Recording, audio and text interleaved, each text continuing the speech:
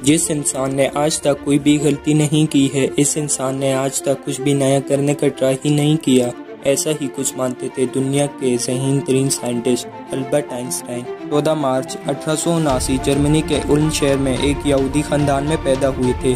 Albert Einstein के पैदा होने के बाद डॉक्टर्स ने नोटिस किया कि इनका सर नॉर्मल बच्चों के मुकाबले काफ़ी बड़ा था और वो एक एबनॉर्मल बच्चे की तरह पैदा हुए थे। इसके बावजूद भी इनका दिमाग इतना तेज़ था कि आज तक इनका कोई भी मुकाबला नहीं कर पाया। आज 76 साल हो गए हैं इनको मरने के, लेकिन आज भी साइंस इनके थीसिस के बिना कमज़ोर है। तो यही वजह है कि हर कोई इनके दिमाग के बारे में जानना चाहता है। आखिर इनके ब्रेन में ऐसा क्या था जो कि इनको ऐसे मकाम पर ले आया कि आज उन्हें दुनिया भर में ग्रेटेस्ट साइंटिस्ट के नाम से जाना जाता है। आज हम इस वीडियो में अल्बर्ट आइंस्टाइन के बारे में बात करेंगे।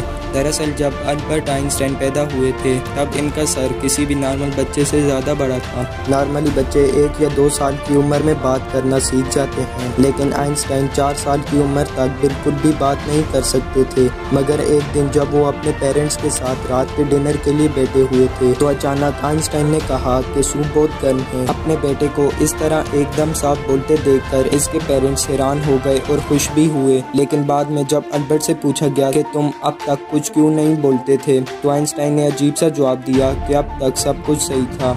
आइंस्टाइन की ज़िंदगी से जुड़े अजीबोगरीब किस्से यहाँ नहीं रुके, बल्कि इनके बड़े होने पर भी इनकी कई ऐसी आदतें थी जिनके बारे में सुनकर हर कोई हैरान रह जाएगा। जैसे कि अल्बर्ट आइंस्टाइन को डेट्स और फ़ोन नंबर याद रखने में प्रॉब्लम होती थी, यहाँ तक कि इनको अपना फ़ोन नंबर भी याद नहीं रहता था। एक दिन इनके दोस्त ने इनसे इनका नंबर मांगा तो आइंस्टाइन ने इनके पास रखे टेलीफोन डायरेक्टरी में अपना नंबर ढूंढने लगे। ये देखकर इनके दोस्त ने हैरत से कहा, आप अपना फ़ोन नंबर याद क्यों नहीं रखते? तो आइंस्टाइन ने ऐसे कहा कि ऐसी चीज़ को भला मैं क्यों याद रखूं जो मुझे किताबों में ढूंढने से मिल जाती है। आइंस्टाइन कभी भी अपने जूते के अंदर जुराबें नहीं पहनते थे क्योंकि इनकी टांगों की उंगलियां इतनी बड़ी थी कि बचपन में हमेशा टांगों की उंगलियों की वजह से इनकी जुराबों में छेद हो जाते थे। इसलिए इन्होंने जुराबें पहनना ही छोड़ दिया। यहाँ तक कि वो अपने जूतों के तस्मे भी दूसरों से बनवाते थे क्योंकि इन्हें जूतों के तस्मे भी बांधना नहीं आता था। दोस्तों, आइंस्टाइन हमेशा कहते थे कि मेरे अंदर कोई ख़ास चीज़ नहीं है, पर मैं तो सिर्फ एक ऐसा इंसान हूँ जिसमें क्यूरियोसिटी कूट कर भरी हुई है। लेकिन आपको ये जानकर हैरानी होगी कि आइंस्टाइन हमेशा से इतने ज़हीन नहीं थे, बल्कि वो बचपन में पढ़ाई में बहुत ही कमज़ोर थे। इसलिए इनकी गिनती बेवकूफ़ बच्चों में की जाती थी। इनकी कुछ हरकतों की वजह से इन्हें कुछ लोगों ने तो पागलों में शुमार कर दिया। ख़ास करके आइंस्टाइन के टीचर्स भी इन्हें पसंद नहीं करते थे क्योंकि वो सिर्फ साइंस और मैथ के अलावा हर सब्जेक्ट में फेल होते थे और बचपन से ही आइंस्टाइन को किताबों में कोई दिलचस्पी नहीं थी। हालांकि इसके बावजूद भी इन्होंने दुनिया के सामने साइंस की कई ऐसी थीसिस पेश की जिसके बिना आज भी साइंस कमज़ोर है, और यही वजह है कि इनका दिमाग आज तक बहस का मौजू बना हुआ है। 18 अप्रैल 1955 आइंस्टाइन के मौत के बाद पैथोलॉजिस्ट डॉक्टर थॉमस हार्वे ने आइंस्टाइन के घर वालों की इजाज़त के बिना इनके दिमाग को रिसर्च के लिए निकाल लिया था और वो वहाँ से भाग गए। इस हरकत के लिए डॉक्टर हार्वे को नौकरी से भी निकाल दिया गया, लेकिन डॉक्टर थॉमस ने कहा ऐसा इन्होंने रिसर्च के लिए ही किया है और वो वादा करते हैं कि वो आइंस्टाइन के दिमाग पर रिसर्च ज़रूर करेंगे ताकि आने वाले वक्त में इससे साइंस और साइंसदानों दोनों को ही कुछ फ़ायदा हो सके। लेकिन रिसर्च के लिए परमिशन ना मिलने की वजह से डॉक्टर थॉमस ने आइंस्टाइन के दिमाग को एक जार में बंद रखा।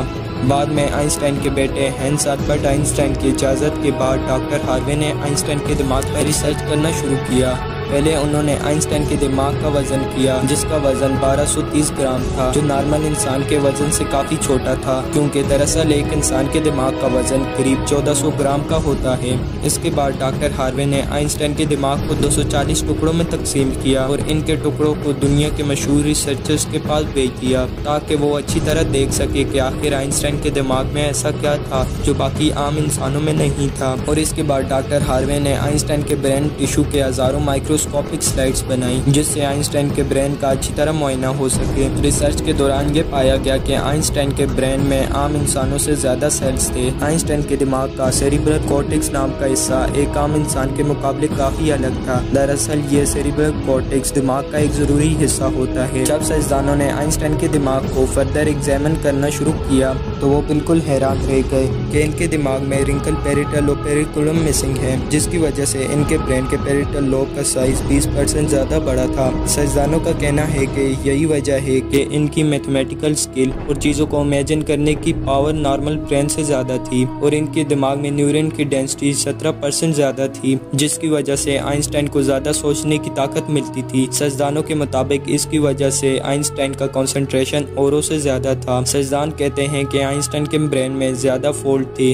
और इनकी इंटेलिजेंसी की एक और वजह थी। आइंस्टाइन का दिमाग 46 टुकड़ों की शक्ल में अमेरिका के फिलाडेल्फिया शहर के मटर म्यूजियम में प्रिजर्व किया गया है। दोस्तों, आज साइंस ने कितनी तरक्की कर ली है, लेकिन इसके बावजूद भी आइंस्टाइन के दिमाग और इंटेलिजेंसी एक पहेली बनी हुई है। लेकिन साइंसदानों को उम्मीद है कि मुस्तकबिल में किसी बेहतरीन टेक्निक के जरिए आइंस्टाइन के दिमाग को और भी बेहतर तरीके से जानने में कामयाबी हासिल होगी। डॉक्टर थॉमस ने आइंस्टाइन के दिमाग के साथ जो कुछ भी किया, क्या वो सही था कि गलत, इसके बारे में राय आप इस वीडियो के कमेंट बॉक्स में जरूर बताइएगा। दोस्तों, आज के लिए बस इतना ही। मिलते हैं एक न्यू इंटरेस्टिंग वीडियो में, तब तक के लिए अल्लाह हाफिज़ एंड थैंक्स फॉर वॉचिंग।